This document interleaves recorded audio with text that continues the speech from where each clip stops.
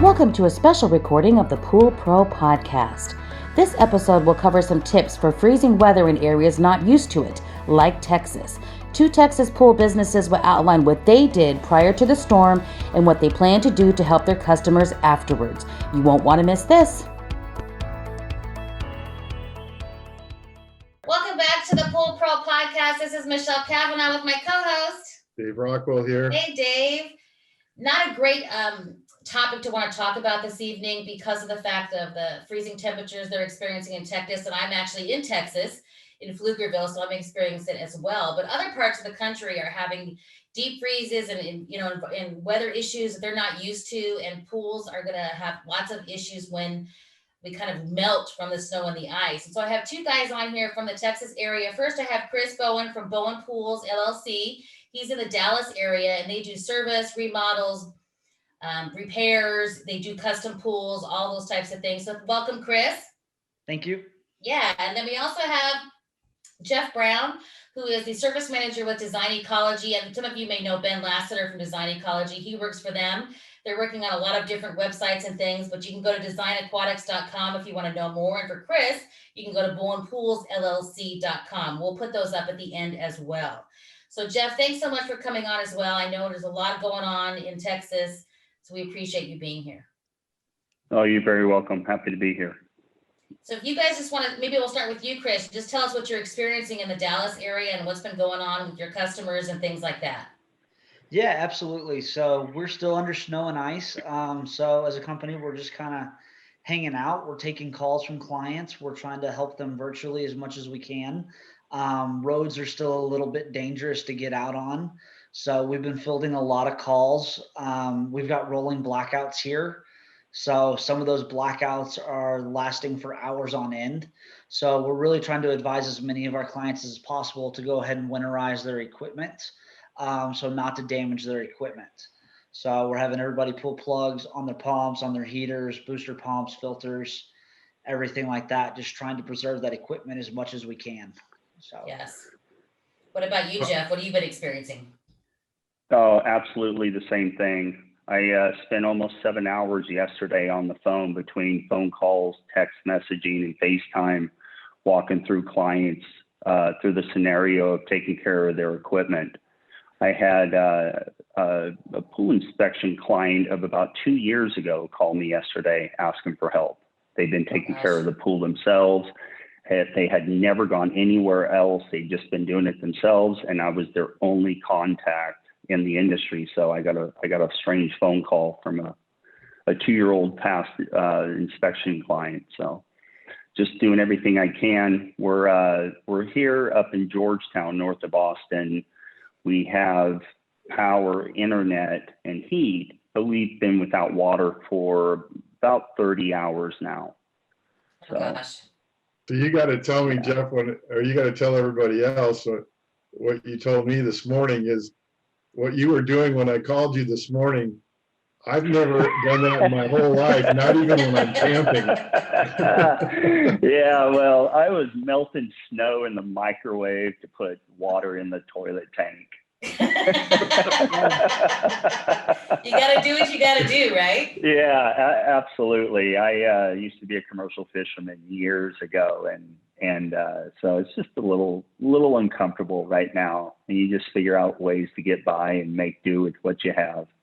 Yes, so at least I sleep in a clean, warm bed at night.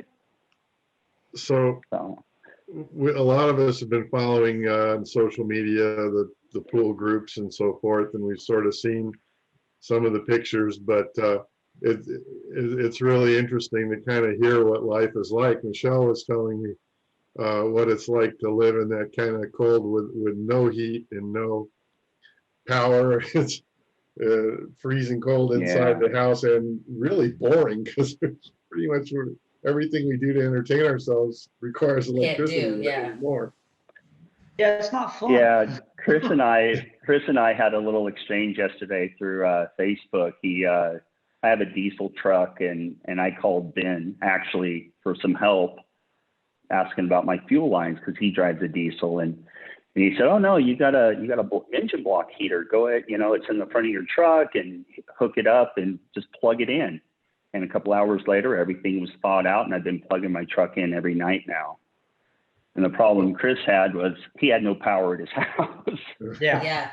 So Hard to plug in that situation. Yeah, exactly. And so come to find out, when it gets down that cold, there's additives you're supposed to add to your truck. But, being in Dallas, this is the first time I've experienced temperatures quite that cold.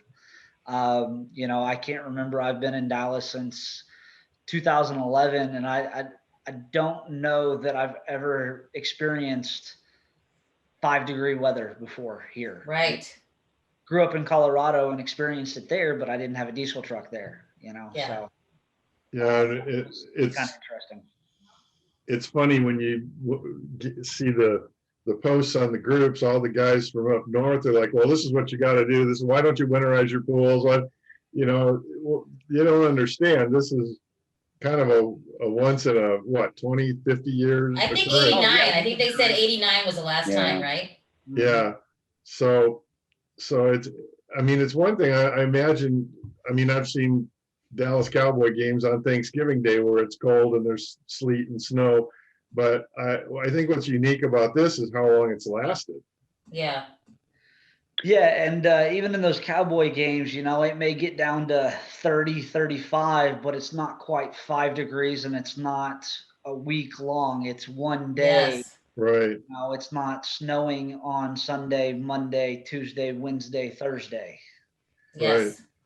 So I think that's a bigger issue. Yeah. Have either one of you guys been out to see any of your pools, or are you just kind of stuck indoors at this point?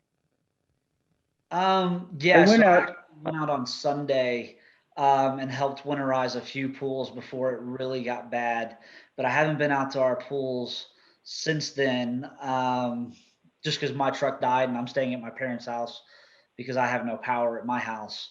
So I haven't really been out much. But I've done a lot of FaceTiming with clients and things like that, and they've been sending me a lot of photos. Yeah. Have you been to any of yours, Jeff? I went out Monday just to do a walkthrough.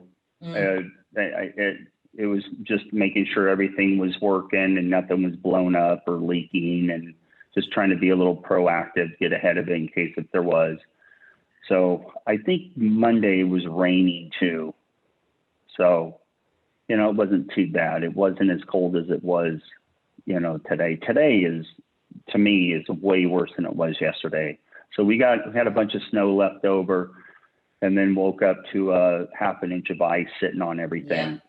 Yeah. And my truck started up, fortunately, but I had to chip at least a 1/4 inch of ice off my truck, off my windows, just to get to get some visibility there.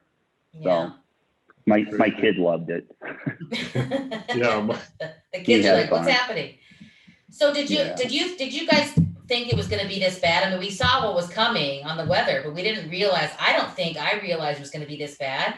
So if you didn't prepare your pools in advance because we didn't expect it to be this bad, what do you do now? I think I kind of realized that it was going to be this bad on Saturday. So me and my wife were actually out of town for Valentine's Day, and we came back a day early because I said, hey, I think this is going to be a really crappy storm. I think we're going to be really busy. I think we should probably get ahead of this and come back a day early, just because I think it's about to get really, really bad, which didn't give us enough time to really prep people. So we kind of, on Sunday, I started fielding calls from people and started posting on some of our local Facebook groups for some of our homeowners of, hey, this is what's happening. Here's some precautions you guys need to take. They're talking about rolling blackouts. If we start getting blackouts, here's what you guys need to do. And so that was great. And a lot of people beat the weather a little bit. Some people didn't, but a lot of people did. And so I think we helped save quite a bit of equipment. We won't really know how everything's working probably until next week or the week after. I don't think it's going to thaw out probably until, Saturday or Sunday or even Monday. So yeah, we'll see. How did you prepare, Jeff? If did you prepare ahead of time? Did you expect it to be this bad? I go at it a little differently. I don't trust the weather reports. I pop my head out the door. I'm not a big TV watcher. I don't have cable. So whatever news or weather reports I get are off my phone, and generally it's not a long-term forecast. So I was completely surprised by the severity and how long the cold stuck around. I've never seen this much ice, even on a boat up north, just never seen this much ice, over 6 or 8 inches of snow that we got up here. And I'm kind of surprised that it stuck around this long. I thought I'd be out to work today. I get a 4-wheel drive. It does pretty well through the snow. I thought I was actually going to be going to work today.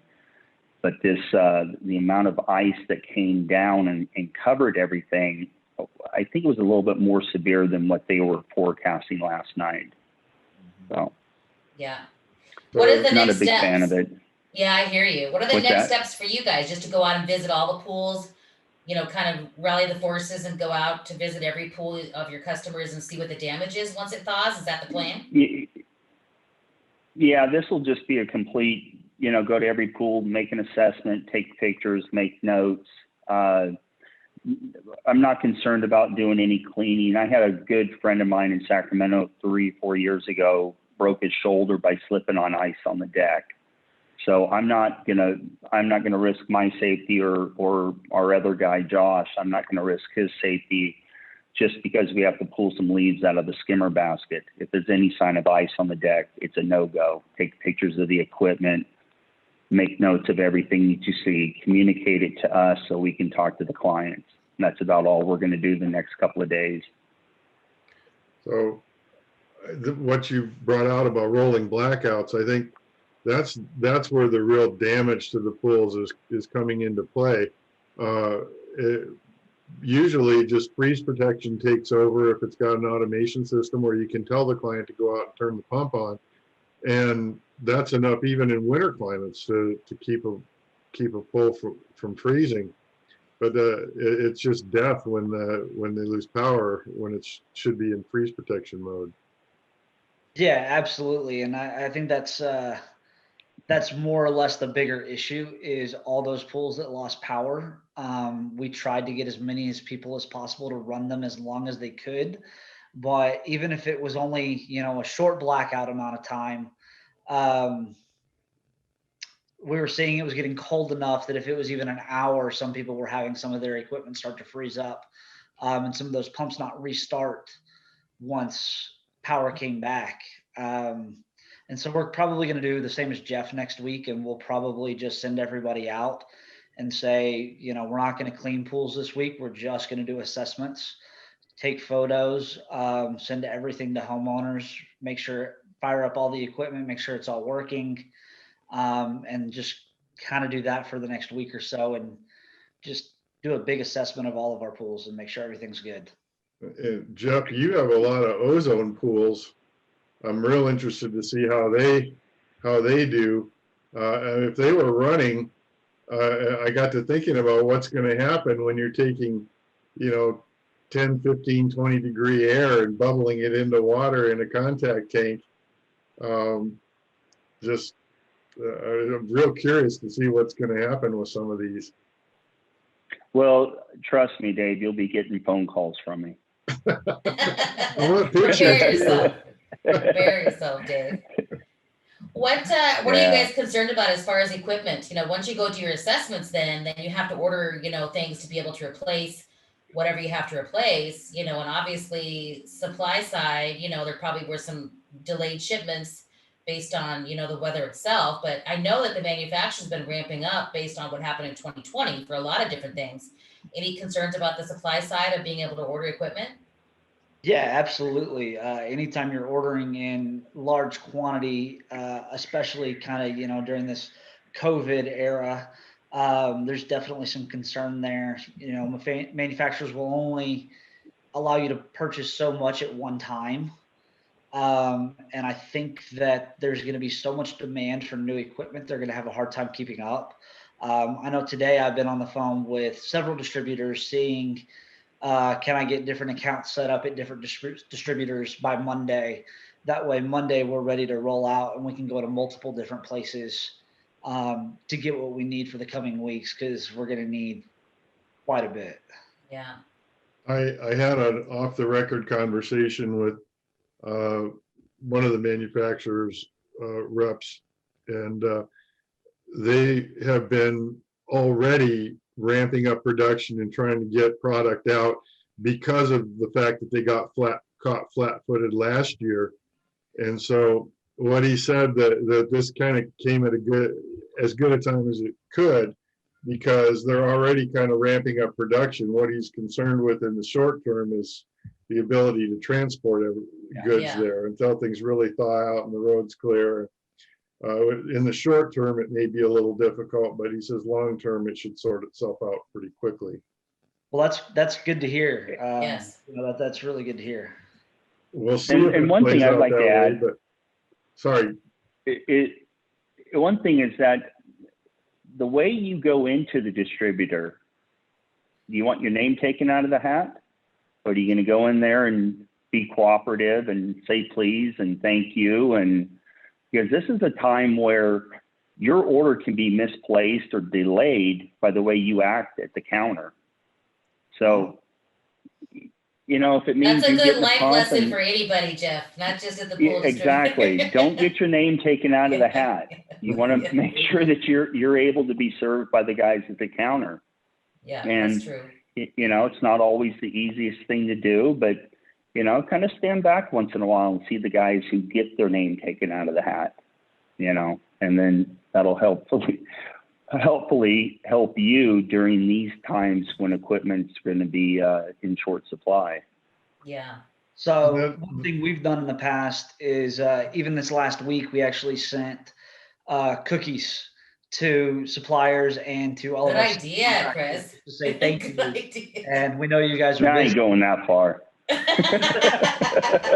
I'm a kiss ass, so it's all right. I'm doing okay. Hey, come dig my pool. Come plaster my pool. I'll trump your cookies and raise you a bottle of scotch. There you go. Yeah, right. How do you guys deal with the Yeah. customers on the customer side? For those that are listening to this or watching it, when customers get upset, especially because I don't know if insurance covers any of this type of thing, or if this is all the homeowner's expense for equipment replacements. How do you deal with the negative who's going to pay for this? Yeah. So I've spent the good portion of the day reaching out to some local banks to see if anybody is willing to partner with us to do some loans to help homeowners out and help them get some financing to be able to pay for this. Because a lot of these people have, $10,000-$15,000 equipment pads, and the average homeowner doesn't carry that much cash on them. And if they do, it's not set aside for, pool equipment. It's for, putting their daughter through gymnastics, things like that. So I've been on the phone today and I reached out to a few different places. And so we got a few different places that we're going back and forth with of, hey, can you help us out on this? Because most homeowners insurance is not going to cover this. So I've talked to a few homeowners and told them to reach out to their homeowners insurance, and they've all come back and said, no, it's not going to be covered. So that stinks. Yeah. So I don't know how all that's going to work, but I don't think it's going to happen very well. That's tough. It's a good idea. Yeah, 95% of the clients we service on the weekly side are a couple of times a week, and they're all Design Ecology pools. So Ben and Scott have great relationships with the clients, and I'm not too concerned with them having to replace one of their pumps if need be. Right. No, and those clients are a little different too. I mean, those are $500,000 pools and up. So it's definitely a different level than, the guys in the suburbs that we're servicing a lot of. Yeah. Right. I hear you on that. What are the tips? So for preparing for this type of thing in the future, you guys, Chris, what you were guys recommending? You said that you sent out something to try to help them beforehand, your customers. What are the tips prior to this happening in the future? Obviously, it probably won't happen in the near future, but you never know with global warming and the claim that all these extremes are happening because of that. I don't know if that's true or not, but what are your recommendations for people preparing for this type of thing in the future? I don't know if I'd say there's a way that you can prepare for it, because see. there's just not a way of knowing that it's going to be this severe. Because how often do they predict that, especially in Texas, it's going to be severe, and then it turns out, it doesn't snow, it Yeah. doesn't rain. I think it's just educating homeowners on what they can do in emergency situations, and just making sure that you're readily available. I took Facebook messages and text messages at 3 and 4 a.m. in the morning from clients, and just making yourself readily available to people to help, because they're freaking out. They've never been through this before either. They're worried that their investment's going to be destroyed. Their homes are going to be destroyed. So I think just making yourself readily available is all you can really do, and just trying to help people as much as possible. Yeah. And I think if a client voices concern, you deal with it. Yep. Yeah. Because it's not how I feel, it's how they feel. And if they want to take the steps in winterizing their equipment for 3 days, the next storm that rolls through here, I'm going to listen to them. And it's probably only going to take me 35 minutes to take care of it. Big deal, because it's not how I feel. There's nothing I'm going to say to calm them down as much as, ma'am, I just finished winterizing your equipment in preparation for this next ice storm. It'll be taken care of. We'll come back afterwards, and if it turns out not to be a big deal, it won't matter. Right. So I think it's reassuring the client that you have their best interest at heart, and doing those small few things just to make them feel better. Yep, absolutely. I really appreciate you guys taking the time. It's like I said earlier, we've all seen the pictures and the things shared on social media, but it's kind of nice to hear it right from the people that are living it. And so it's interesting times we're living in. We thought 2020 was the worst, and 2021 is already starting out. Yeah. I'm happy we went through it. I'm actually happy we went through it. It's not just something that another part of the country. I like experiences like this. Yeah. Because now when somebody says, "Oh, it's so cold," or, "It was so hard," and a lot of that falls on deaf ears, because you have no perspective. Yep. Yeah. And I will tell you this is the coldest I've ever been for 5 days. And I don't want to go through it again, but at least I went through it, and, I have to melt snow to flush the toilet. It's okay. We'll survive. Yeah. and the pool's not going to go away. We'll get everything fixed and back to normal. And, a couple more weeks, it's probably going to be 78 degrees. Yep. Right. And exactly. Just like everything else, this will be a fainting memory. Yeah. A sense of humor and a sense of adventure will get you through it. Yeah, absolutely. A new voice in the industry, a resource for all, education for you. This is Pool Pro Podcast. Build relationships and share important news as we get ready for our next backyard adventure. Pool Pro Podcast. Backyard adventures are better together. Please take a moment to share, like, and review our content with all of those that would be interested.